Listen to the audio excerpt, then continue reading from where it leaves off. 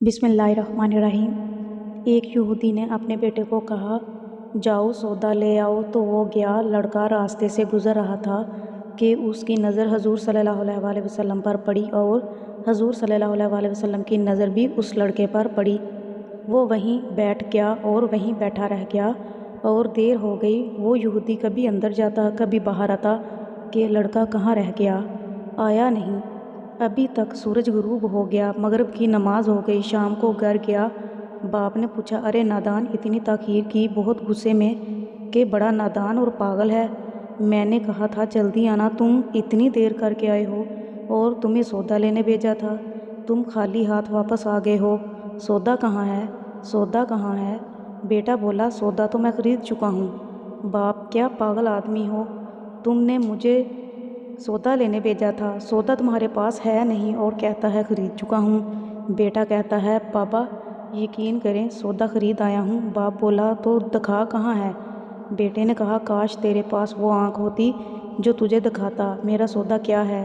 میرے بابا، میں تمہیں کیا بتاؤں میں کیا سودا خرید لایا ہوں۔ باپ بولا، چل چھوڑ، رہنے دے۔ وہ لڑکا روز نبی صلی اللہ علیہ وآلہ وسلم کی خدمت میں بیٹھنے لگا اور یہودی کا اکلوتا بیٹا تھا، بہت پیارا تھا، اس لیے کچھ نہ کہا۔ کچھ دنوں بعد لڑکا بہت بیمار ہو گیا، کافی دن بیمار رہا، اتنا بیمار ہوا کہ کمزوری اتنی ہو گئی، کروٹ لینا مشکل ہو چکی تھی اور پھر قریب المرگ ہو گیا۔ یہودی بہت پریشان تھا، پھر بھاگا گیا حضور صلی اللہ علیہ وآلہ وسلم کی بارگاہ میں اور بولا، میں آپ کے پاس آیا ہوں، آپ تو جانتے ہی ہیں میں یہودی ہوں، مجھے آپ سے کوئی اتفاق نہیں، مگر میرا لڑکا آپ کو دل دے گیا ہے اور قریب المرگ ہے، آپ کو رات دن یاد کر رہا ہے۔ کیا ممکن ہے آپ اپنے اس دشمن کے گھر آ کر اپنے عاشق کو ایک نظر دیکھنا پسند کرو گے؟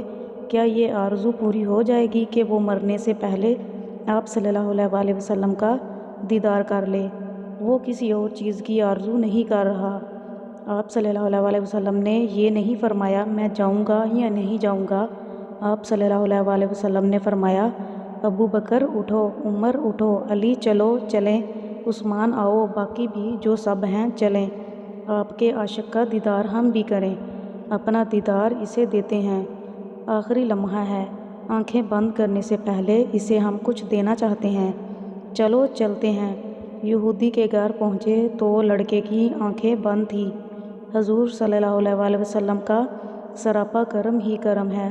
لڑکے کی پیشانی پر آپ صلی اللہ علیہ وآلہ وسلم نے اپنا دست اقدس رکھا، لڑکے کی آنکھیں کھل گئی، جیسے زندگی لوٹ آئی ہو، جسم میں طاقت آ گئی، ناتوانی میں جوانی آئی، آنکھیں کھولی، روح مصطفیٰ صلی اللہ علیہ وآلہ وسلم پر نظر پڑی، ہلکی سی چہرے پر مسکراہٹ آئی، لب کھل گئے، مسکراہٹ پھیل گئی۔ حضور صلی اللہ علیہ وآلہ وسلم نے فرمایا، بس اب کلمہ پڑھ لو۔ لڑکا اپنے باپ کا منہ تکتے رہ گیا، تو وہ یہودی بولا، میرا منہ کیا تکتا ہے، ابو القاسم جو کہتے ہیں کر لو۔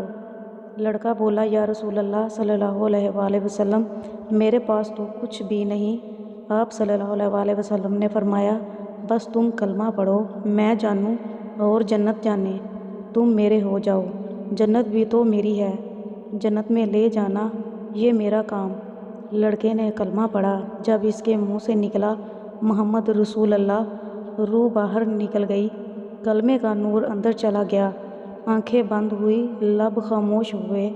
اس لڑکے کا باپ وہ یہودی بولا، محمد صلی اللہ علیہ وآلہ وسلم، میں اور آپ دونوں مخالف ہیں، اس لیے لڑکا اب میرا نہیں رہا، اب یہ اسلام کی مقدس امانت ہے، اس کا کاشانہ نبوت سے جنازہ اٹھے تب ہی اس کی عزت ہے، لے جاؤ اس کو۔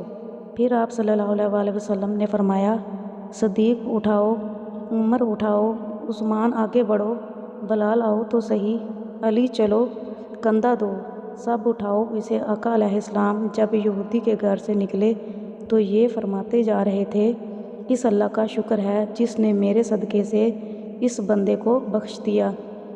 اللہ اکبر، کیا مقام ہوگا اس عاشق کی میت کا جس کو علی، عثمان، ابو بکر صدیق، عمر بن خطاب، بلال حبشی رضی اللہ عنہ جیسی مشہور شخصیات کندھا دے کر لے جا رہے ہوں اور آگے آگے محمد مصطفیٰ صلی اللہ علیہ وآلہ وسلم ہو۔ قبر تیار ہوئی، کفن پہنایا گیا۔ حضور صلی اللہ علیہ وآلہ وسلم قبر کے اندر تشریف لے گئے۔ قبر میں کھڑے ہوئے اور کافی دیر کھڑے رہے اور پھر اپنے ہاتھوں سے اس کی میت کو اندر اتارا۔ آپ صلی اللہ علیہ وآلہ وسلم قبر کے اندر پنجوں کے بل چل رہے تھے، مکمل پاؤں مبارک نہیں رکھ رہے تھے۔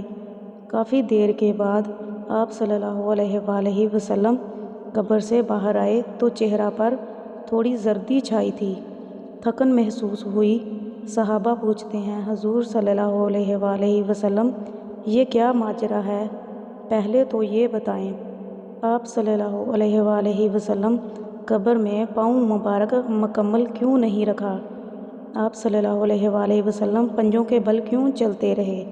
تو نبی کریم نے فرمایا، قبر کے اندر بے پناہ فرشتے آئے ہوئے تھے، اس لیے مجھے جہاں جگہ ملتی تھی میں پنجہ رکھتا تھا، پاؤں رکھنے کی جگہ نہیں تھی۔ میں نہیں چاہتا تھا کسی فرشتے کے پاؤں پر میرا پاؤں آ جائے۔ پھر صحابہ نے پوچھا، آپ صلی اللہ علیہ وآلہ وسلم قبر کے اندر کیوں گئے؟ ہمیں کہتے، ہم چلے جاتے تو سبحان اللہ کیا خوبصورت جواب دیا کہ میں نے اس لڑکے کو بولا تھا نا تیری قبر کو جنت بناؤں گا، تو اب اس قبر کو جنت بنانے قبر کے اندر چلا گیا تھا، تو پھر حضور صلی اللہ علیہ وآلہ وسلم اتنے تھکے ہوئے کیوں ہیں؟ تھکا اس لیے ہوں کہ فرشتے اور حوریں اس عاشق کے دیدار کے لیے آ رہے تھے اور میرے وجود سے لگ کر گزر رہے تھے، ان کی وجہ سے تھک گیا ہوں۔